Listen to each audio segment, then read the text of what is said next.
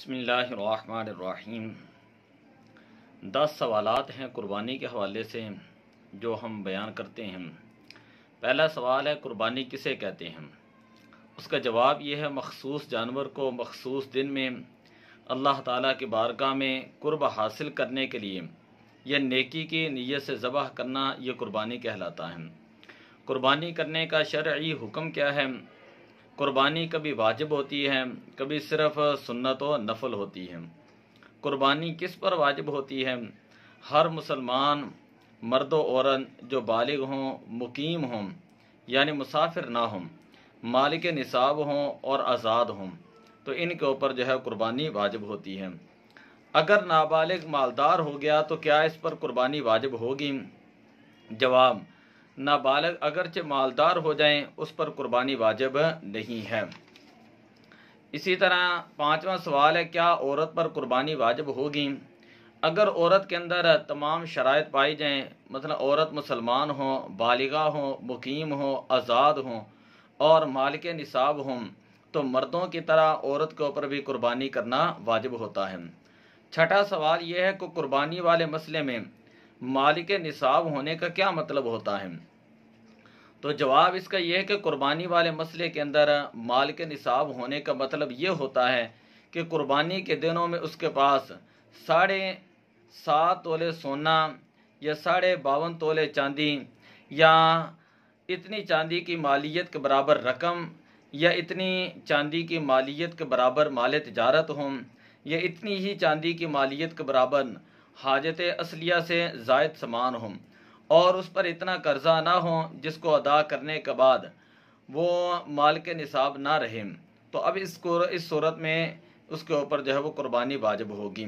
یہاں تو 7.5 تولے سونا ہو یا 52.5 تولے چاندی کی مالیت رقم ہو، چاندی کی مالیت وہ مال تجارت ہو یا چاندی کی مالیت کے برابر حاجت اصلیہ سے زائد سامان ہو اور اس کے اوپر کوئی قرضہ بھی نہ ہو کہ جس کو ادا کرنے کے بعد مذکورہ نصاب باقی نہ رہے تو اب اس کو وہ کہا جاتا ہے مالک نصاب ہونا۔ حاجت اصلیہ سے کیا مراد ہے؟ جواب یہ ہے کہ حاجت اصلیہ سے مراد وہ چیزیں ہوتی ہیں جن کی عموماً انسان کو ضرورت ہوتی ہے کہ ان کے بغیر انسان کا گزر اوقات شدید تنگی اور دشواری سے ہوں، جیسے رہنے کے لیے مکان، پہننے کے لیے کپڑے، سواری اور علم دین سے متعلق کتابیں اور پیشے کے متعلق اوزار، خانہ داری کا ضروری سامان وغیرہ، ان کو حاجات اصلیہ کہا جاتا ہے۔ 8واں سوال یہ ہے کہ حاجت اصلیہ کی تعریف کرنے پر یہ بات ثابت ہوتی ہے کہ چند ایک ایسی چیزیں ہیں جو حاجت اصلیہ میں تو داخل نہیں لیکن اگر ان کی قیمت ملائی جائے اور دوسری چیزوں کی قیمت ملا کر اگر وہ 52.5 تولے چاندی کی مالیت کے برابر ہو جائیں تو اب ان کو اس صورت میں بھی اس کے اوپر قربانی واجب ہوتی ہے۔ مثلا گھروں کے اندر ڈیکوریشن پیسز ہوتے ہیں، اسی طرح سینریز ہوتی ہیں، سال بھر مکمل بالکل استعمال نہ ہونے والے برتن پڑے ہوتے ہیں، سال بھر بالکل استعمال نہ ہونے والے کپڑے ہوتے ہیں، ضرورت سے زائد بالکل استعمال نہ ہونے والا مکان ہوتا ہے تو یہ تمام چیزیں ہیں، یہ حاجت اصلیہ میں تو نہیں ہوتی لیکن اگر ان کی قیمت ملائی جائے، دوسرے نصاب کی قیمت ملائی جائے اور 52.5 تولے چاندی کے تک پہنچ جائے تو اب اس صورت میں اس شخص کے اوپر قربانی واجب ہوگی۔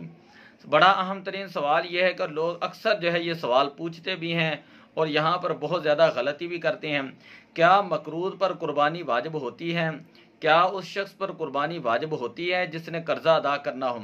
تو جواب یہ ہے کہ اگر مقروض یعنی جس کے ذمے لوگوں کا قرضہ ہو اس کے پاس موجودہ کل نصاب میں سے قرض نکال کر اتنا مال باقی بچیں جو 52.5 تولے چاندی کی مالیت کے برابر ہو تو قربانی واجب ہوگی، اور اگر قرض نکالنے کے بعد اتنا مال باقی نہ رہا تو اس صورت میں قربانی واجب نہیں ہوگی۔ یعنی قربانی واجب ہونے کے لیے صاحب نصاب، مال کے نصاب ہونا ضروری ہے۔ قرض ادا کرنے کے بعد اگر وہ صاحب نصاب باقی رہتا ہے تو اس صورت میں اس پر قربانی ہے، اگر وہ مال کے نصاب باقی نہیں رہتا تو اس کے اوپر قربانی نہیں واجب ہوگی۔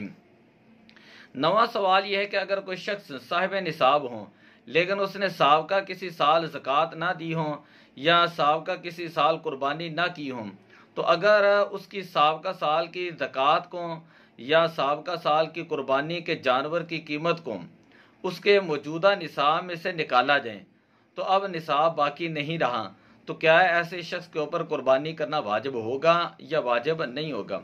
تو جواب یہ ہے کہ ایسے شخص کے اوپر کسی قسم کی قربانی واجب نہیں ہوتی، لہذا اس کے اوپر پہلے لازم ہے کہ سابقہ سال کی زکوٰۃ ادا کریں۔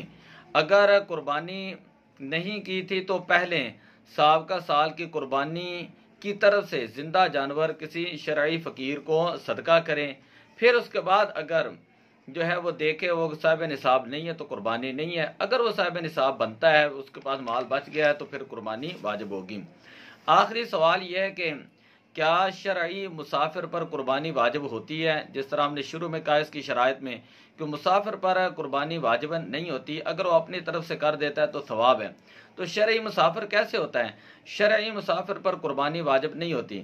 شرعی مسافر وہ شخص ہے جو 52.5 میل یعنی 92 کلومیٹر، تقریباً 92 کلومیٹر دور جانے کے ارادے سے اپنے شہر کی حدود سے بالکل باہر نکل گیا ہو، یا اتنے فاصلے پر کسی جگہ پر پہنچ کر 15 دنوں سے کم ٹھہرنے کی نیت کی تو اس کو شرعی مسافر کہا جاتا ہے۔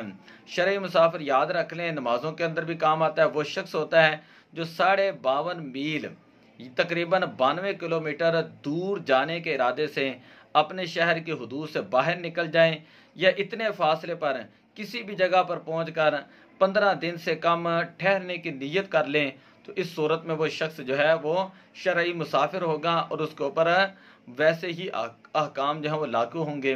تو دعا ہے اللہ تعالیٰ عمل کرنے کی توفیق عطا فرمائے۔ الصلاۃ والسلام علیک یا رسول اللہ وعلی آلک و صحابک یا حبیب اللہ۔